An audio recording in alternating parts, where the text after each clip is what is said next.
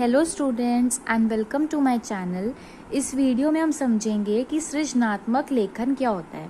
तो देखिए, जो सृजनात्मक लेखन है वो एक ऐसा विशेष प्रकार का लेखन है जो कि कल्पना पर आधारित होता है, यानी कि इमेजिनेशन पर बेस्ड होता है।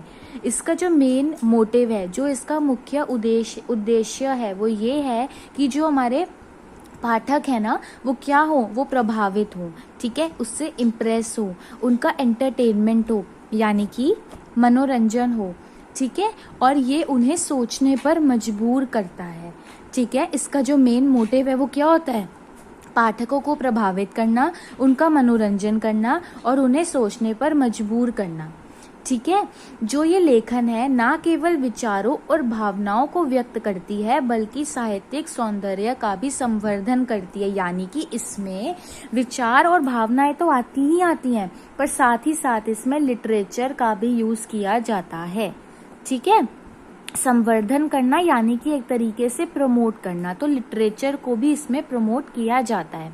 ठीक है, तो जो सृजनात्मक लेखन होता है वो एक ऐसा लेखन होता है जो कि कल्पनाशील है, यानी कि कल्पना पर तो आधारित है, साथ में स्टूडेंट मौलिक और व्यक्तिगत भी है, यानी कि मौलिक का एक तरीके से मतलब होता है जो चीज प्रीशियस होती है, एंड व्यक्तिगत यानी कि पर्सनल। ठीक है, तो ये इस प्रकार का लेखन होता है जो कि कल्पनाशील, मौलिक और व्यक्तिगत हो। ओके, तो मतलब कि इस लेखन में सिर्फ सूचनाएं नहीं होती, सूचनाएं मतलब क्रिएटिविटी, है ना, क्रिएटिविटी डाल रहा है ना इसमें, जो लेखक लिख रहा है वो इसमें अपनी क्रिएटिविटी डाल रहा है, अपनी भावनाओं को बता रहा है, अपनी कल्पना को बता रहा है। तो इसमें सूचनाएं तो होती ही होती हैं, बट साथ साथ इसमें ऐसे विचार भी होते हैं जो कि पाठकों को दिल और दिमाग पर गहरा प्रभाव डालते हैं। ठीक है, फॉर एग्जाम्पल हम ये सोचने पर मजबूर हो जाते हैं, यार इस पर्सन की इमेजिनेशन यहाँ तक जा रही है, ये यहाँ तक सोचता है, ये पर्सन कितना क्रिएटिव है, क्योंकि हर एक पर्सन एक जैसा नहीं सोचता, हम किसी चीज को अलग तरीके से सोचते हैं, कोई किसी चीज को अलग तरीके से सोचता है। तो ये एक ऐसा लेखन होता है जो कि पाठकों के दिल और दिमाग पर गहरा प्रभाव डालता है। ठीक है, अब इसके कई रूप होते हैं, जैसे कि कविता, कविता यानी पोइट्री, कहानी, उपन्यास, उपन्यास यानी नॉवेल्स, यस हमने पढ़ा है, और इसमें साथ में निबंध आते हैं, निबंध यानी कि ऐसे आते हैं, नाटक आते हैं, नाटक यानी ड्रामा, संस्मरण आते हैं, ओके, जिसको हम कहते हैं मेमोइर्स।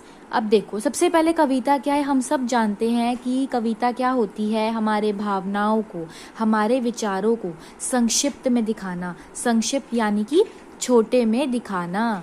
ठीक है, हमने कहानी, इसी का ही पार्ट है, कहानी यानी कि स्टूडेंट इसमें एक निश्चित जो कथा है ना उसको हम लोग कथा के भाव से हम पात्रों और घटनाओं को दिखाते हैं, यानी कि जो घटना हुई उसको हम कहानी के वे में सुनाते हैं।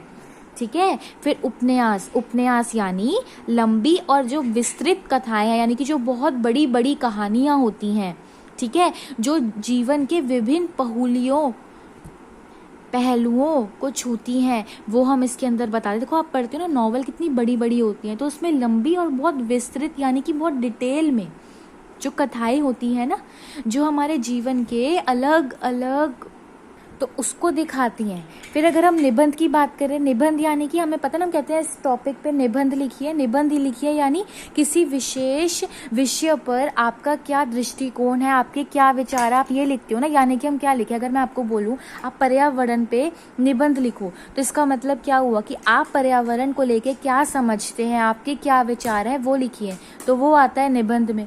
नाटक भी इसका एक रूप है, नाटक यानी हम क्या करते हैं, नाटक में क्या होता है, अलग अलग लोगों को चूज किया जाता है और वो लोग जो होते हैं वो अलग अलग रोल प्ले करते हैं, ड्रामा करते हैं, और उसके थ्रू घटनाओं को समझाया जाता है ना, घटनाओं के और संवादों के माध्यम से कथा का मंचन करना।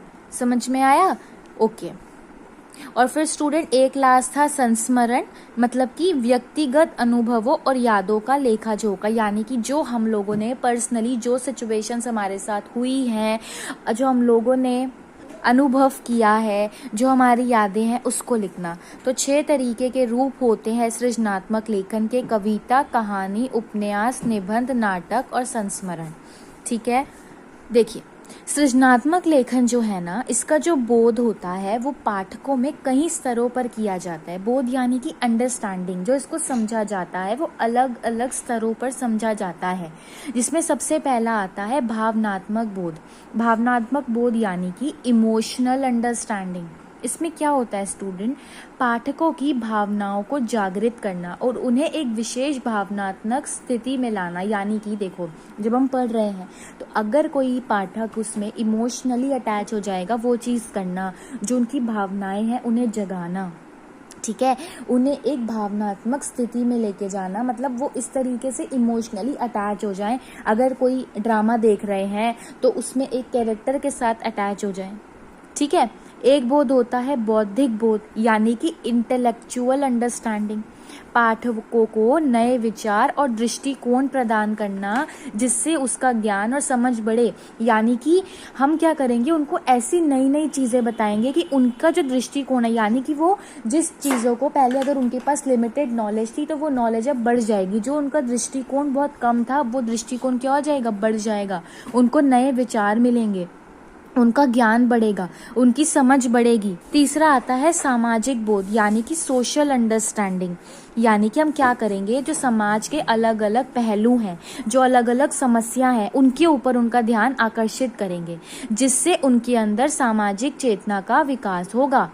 तो सृजनात्मक लेखन न केवल साहित्यिक कला का एक महत्वपूर्ण अंग है, बल्कि ये समाज और संस्कृति के विकास में भी महत्वपूर्ण भूमिका निभाता है।